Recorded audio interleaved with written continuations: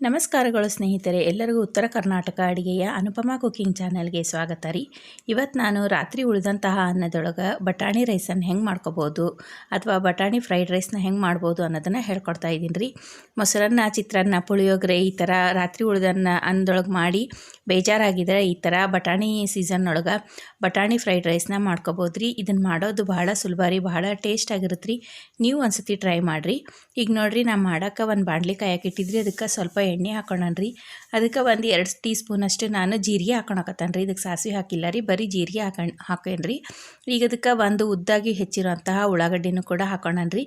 ಇದು ಸ್ವಲ್ಪ ಫ್ರೈ ಆಗಿಂದ ನಾನು ಇದಕ್ಕೆ ಶುಂಠಿ ಬೆಳ್ಳುಳ್ಳಿ ಪೇಸ್ಟನ್ನು 1 ಸ್ಪೂನಷ್ಟು ಹಾಕೊತಾನೆ ರೀ.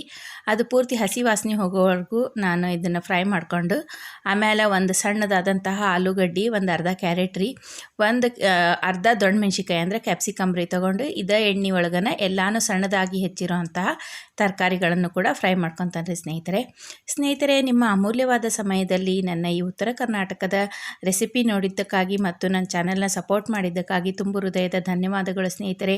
ಹಿಂಗೆ ನನ್ನ ಎಲ್ಲ ಅಡುಗೆನೂ ನೀವು ನೋಡಿರಿ, ಆಶೀರ್ವಾದ ಮಾಡಿರಿ ಮತ್ತು ಹೆಚ್ಚು ಜನರಿಗೆ ಶೇರ್ ಮಾಡಿರಿ ಅಂತ ನಾನು ನಿಮ್ಮಲ್ಲೇ ಕೇಳ್ತೇನೆ ರೀ.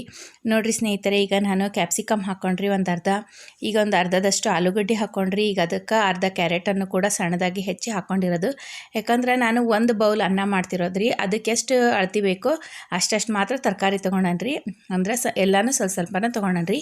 ಭಾಳ ತರಕಾರಿಗಳಿದ್ರೂ ನಮ್ಮದು ಫ್ರೈಡ್ ರೈಸ್ ರುಚಿ ಆಗಲ್ರಿ. ಹಾಗಾಗಿ ಈಗ ನಾನು ಇದಕ್ಕೆ ಒಂದು ಸಣ್ಣ ಬೌಲ್ನಿಂದ 1 ಬೌಲು ಬೇಯಿಸಿದಂತಹ ಹಸಿ ಬಟಾಣಿ ತೊಗೊಂಡನ್ರಿ.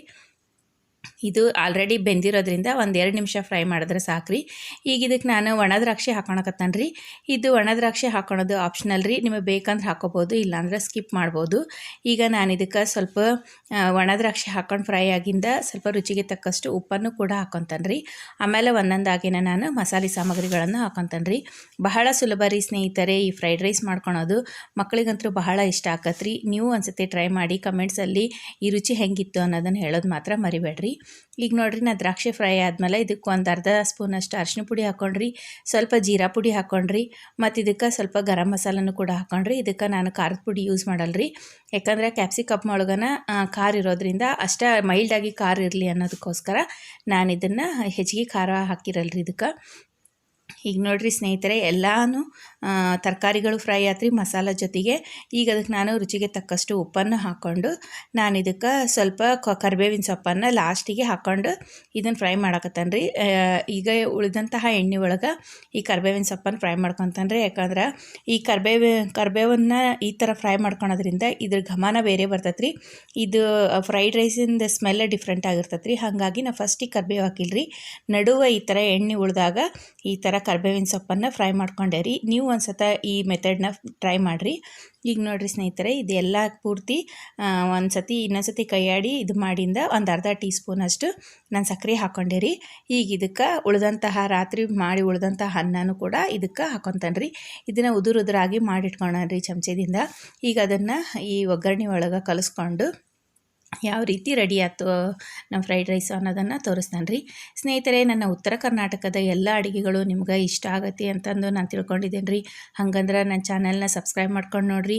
ಹೊಸದಾಗಿ ನೋಡೋರು ಯಾರು ಇದ್ದರೆ ಸಬ್ಸ್ಕ್ರೈಬ್ ಮಾಡ್ಕೊಂಡು ನೋಡಿರಿ. ಹಂಗೆ ಪಕ್ಕದಲ್ಲೇ ಕಾಣುವಂತಹ ಬೆಲ್ ಐಕನನ್ನು ಕೂಡ ಪ್ರೆಸ್ ಮಾಡಿರಿ, ಲೈಕ್ ಮಾಡಿರಿ, ಶೇರ್ ಮಾಡಿರಿ. ಈ ರೆಸಿಪಿ ಹೆಂಗಿತ್ತು ಅನ್ನೋದನ್ನು ಕಮೆಂಟ್ಸಲ್ಲಿ ತಿಳಿಸ್ರಿ.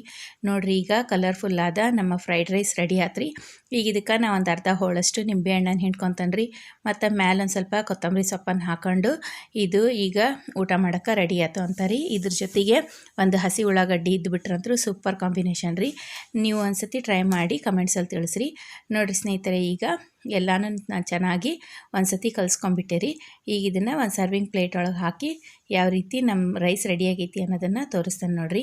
ಸ್ನೇಹಿತರೆ, ಈ ಉತ್ತರ ಕರ್ನಾಟಕದ ಈ ಬಟಾಣಿ ಫ್ರೈಡ್ ರೈಸ್ನೊಂದಿಗೆ ನನ್ನ ಈ ರೆಸಿಪಿನ ಇವತ್ತಿಗೆ ಮುಗಿಸ್ತಾ ಇದ್ದೀನಿ ರೀ.